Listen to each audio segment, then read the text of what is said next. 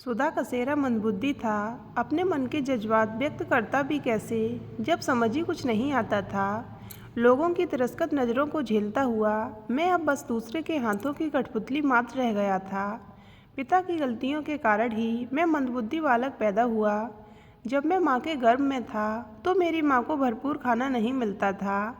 उनको मेरे पिता यह कहकर मानसिक यंत्रणा देते थे कि उनकी जन्मपत्री में लिखा है कि उनका पहला बच्चा नहीं बचेगा। वह बच्चा मैं हूँ जो 35 वर्षगांठ बिना किसी समारोह के मना चुका है।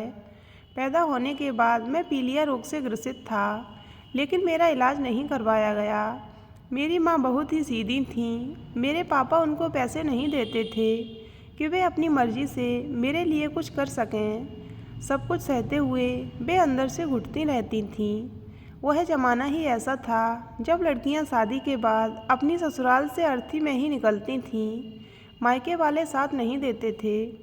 मेरी नानी मेरी माँ को दुखी देखकर परेशान रहती थीं, लेकिन परिवार के अन्य लोगों का सहयोग न मिलने के कारण कुछ कर नहीं पाईं। मैं 2 साल का हो गया था, लेकिन न बोलता था और नहीं चलता था, बस घुटनों चलता था। मेरी माँ पल पल मेरा ध्यान रखती थीं और हर समय मुझे गोदी में लिए रहती थीं। शायद वे जीवन भर का प्यार 2 साल में ही देना चाहती थीं। मेरे पैदा होने के बाद मेरे कार्यकलाप में प्रगति न देखकर वे बहुत अधिक मानसिक तनाव में रहने लगीं, जिसका परिणाम यह निकला कि वे ब्लड कैंसर जैसी घातक बीमारी के कारण 3 महीने में ही चल बसीं।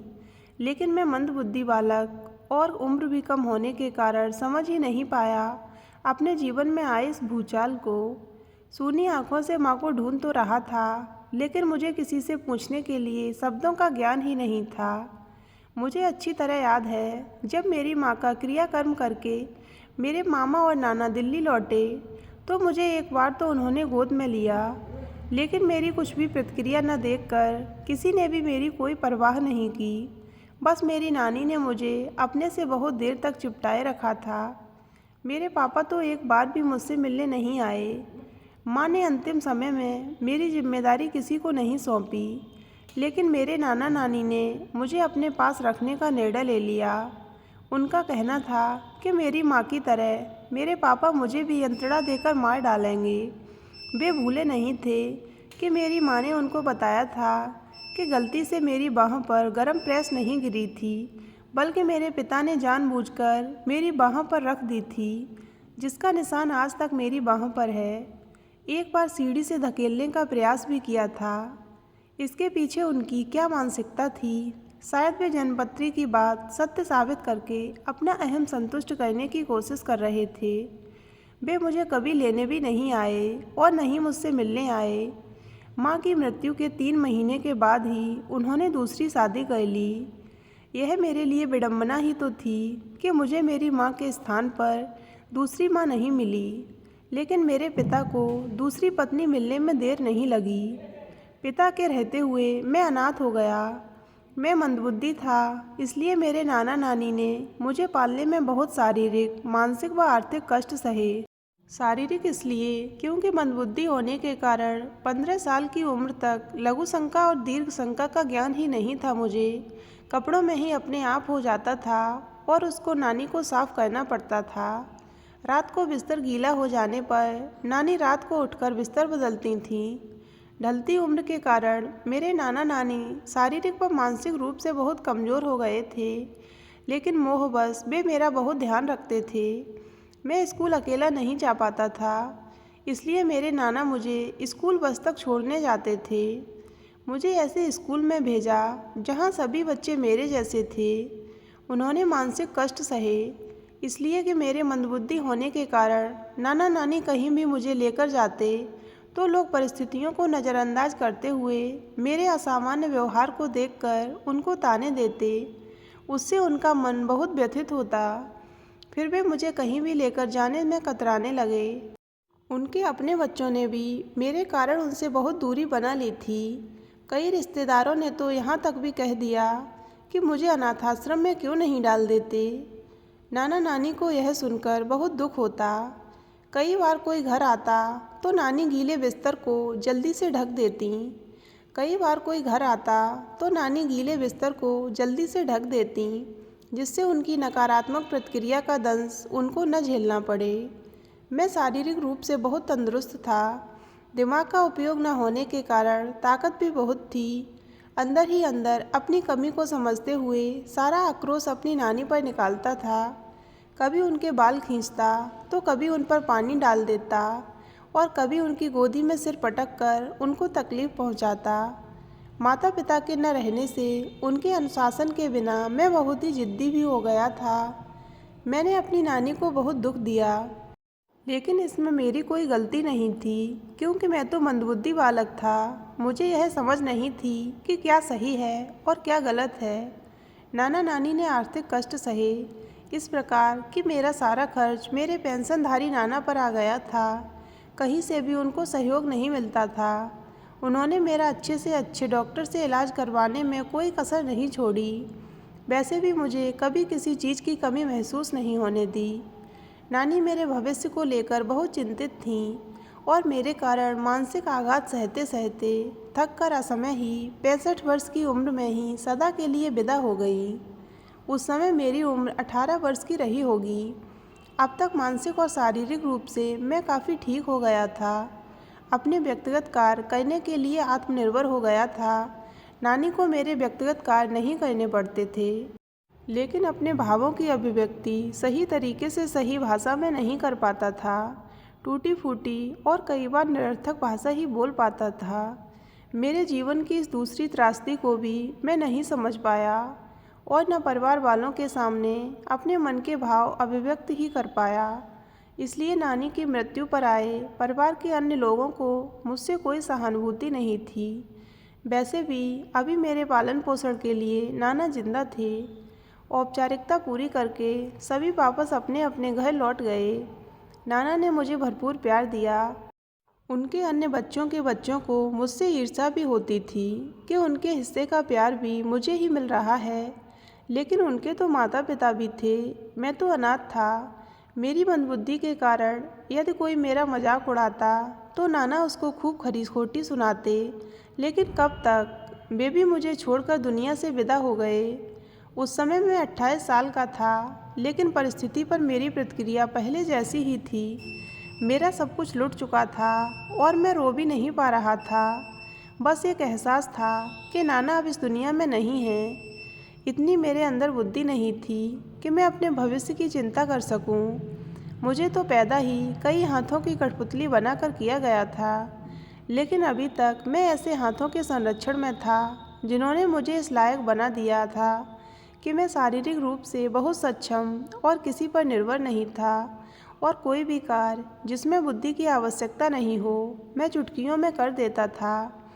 वैसे भी जो व्यक्ति दिमाग से काम नहीं करते शारीरिक रूप से अधिक ताकत वाले होते हैं। मेरी मनोस्थिति बिल्कुल 2 साल के बच्चे की तरह थी जो यह नहीं समझ पाता कि उसके साथ क्या हो रहा है और जो हो रहा है वह उसके लिए अच्छा है या बुरा है। लेकिन मेरी याददाश्त बहुत अच्छी थी। गाड़ियों के नंबर, फ़ोन नंबर तथा किसी का घर किस स्थान पर है यह मैं कभी नहीं भूलता था। कहने पर मैं कोई भी शारीरिक कार्य कर सकता था, लेकिन अपने मन से कुछ नहीं कर पाता था। नाना की हालत गंभीर होने पर मैंने अपने पड़ोस की एक आंटी के कहने पर अपनी मौसी को फ़ोन से सूचना दी तो आनन फानन मेरे 2 मामा और मौसी पहुंच गए और नाना को अस्पताल में भर्ती कर दिया। डॉक्टरों ने देखते ही कह दिया कि उनका अंतिम समय आ गया है। उनका क्रियाकर्म हो जाने के बाद सबने घर की अलमारियों का मुआयना करना शुरू किया। महत्वपूर्ण दस्तावेज निकाले गए। सबकी नज़र नाना के मकान पर थी। मैं मूकदर्शक बना यह सब देखता रहा। भरा पूरा घर था। मकान भी मेरे नाना का था। मेरे एक मामा की नज़र आते ही मेरे हृष्ट-पुष्ट शरीर पर टिक गई। उन्होंने मेरी मंदबुद्धि का लाभ लेकर मुझे मेरे मनपसंद खाने की चीज़ें बाजार से मंगवा कर दीं और बार बार मुझे अपने साथ भोपाल चलने के लिए उकसाते रहे। मुझे याद नहीं आता कि पहले कभी उन्होंने मेरे से सीधे मुंह से बात भी की हो। तब तो और भी हद हो गई थी जब एक बार मैं नानी के साथ भोपाल उनके घर गया था और मेरे असामान्य व्यवहार के लिए उन्होंने नानी को दोषी मानते हुए नानी को बहुत जली कटी बातें सुनाई थीं। उनको मामा की बातों से बहुत आघात पहुंचा था, जिस कारण नानी निश्चित समय से पहले ही दिल्ली लौट गई थीं। अब उनको अचानक इतना प्यार मेरे पर क्यों उमड़ रहा था, यह सोचने की बुद्धि मुझ में नहीं थी। इतना सहयोग यदि नानी को पहले मिलता तो शायद वे इतनी जल्दी मुझे छोड़कर नहीं जाती। पहली बार सबको यह विषय विचारणीय लगा कि अब मैं किसके साथ रहूँगा, क्योंकि इससे पहले तो किसी को भी मेरी फिक्र ही नहीं थी, क्योंकि मेरे नाना जो जिंदा थे। नाना से संबंधित कार्यकलाप पूरा होने तक मेरे मामा ने मेरा इतना ब्रेन वॉश कर दिया कि मैं कहाँ रहना चाहता हूँ। किसी के भी पूछने पर मैं झट से बोलता, मैं भोपाल जाऊँगा। नाना के कई जानने वालों ने मामा को कटाक्ष भी किया कि कैसे सब खत्म हो जाने के बाद उनका आना हुआ। इससे पहले तो उनको बरसों से कभी नहीं देखा।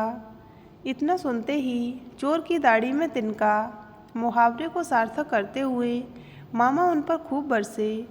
परिणाम यह निकला कि बहुत सारे लोग नाना की 13वीं पर बिना खाए ही लौट गए। आखिरकार मैं मामा के साथ भोपाल पहुंच गया। मेरी दाढ़ी और बाल बहुत बड़े बड़े हो गए थे। सबसे पहले मेरे मामा ने उन्हें संवारने के लिए मुझे सैलून भेजा। फिर मेरे लिए नए कपड़े खरीदे, जिनको पहनकर मेरा व्यक्तित्व ही बदल गया था। मेरे मामा की फैक्ट्री थी, जिसमें मैं उनके लिए बेटे के काम में हाथ बटाने के लिए जाने लगा। जब मैं नानी के साथ एक बार यहाँ आया था, तब मुझे इस फैक्ट्री में घुसने की भी अनुमति नहीं थी। अब जबकि मैं शारीरिक श्रम करने के लायक हो गया, तो उनके लिए मेरे मायने ही बदल गए थे। धीरे धीरे मुझे समझ में आने लगा कि उनका मुझे यहाँ लाने का उद्देश्य क्या था। मैं चुपचाप एक रोबोट की तरह सारा काम करता। मुझे अपनी इच्छा व्यक्त करने का तो कोई अधिकार ही नहीं था।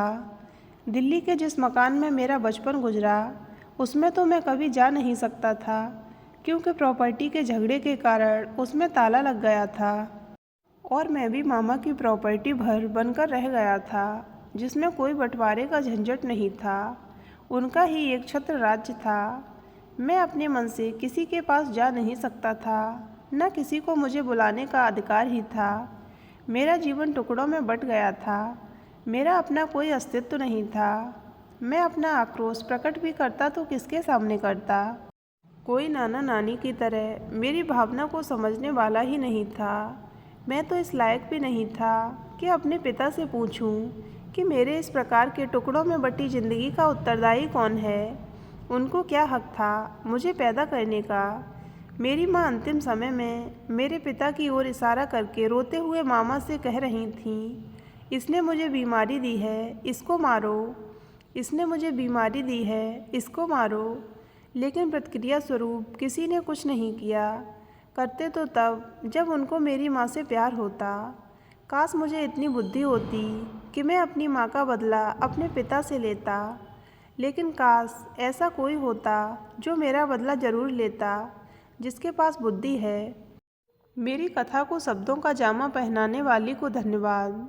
कम से कम उनको मुझसे कुछ सहानुभूति तो है, जिसके कारण मुझ मंदबुद्धि बालक, जिसको शब्दों में अभिव्यक्ति करनी नहीं आती, उसकी मूक भाषा तथा भावना को समझकर उसकी आत्मकथा को कलमबद्ध करके लोगों के सामने उजागर तो किया। तो दोस्तों, अगर आपको ये कहानी अच्छी लगी हो तो वीडियो को लाइक करें और ऐसी ही अन्य कहानियाँ सुनने के लिए हमारे चैनल को सब्सक्राइब अवश्य करें।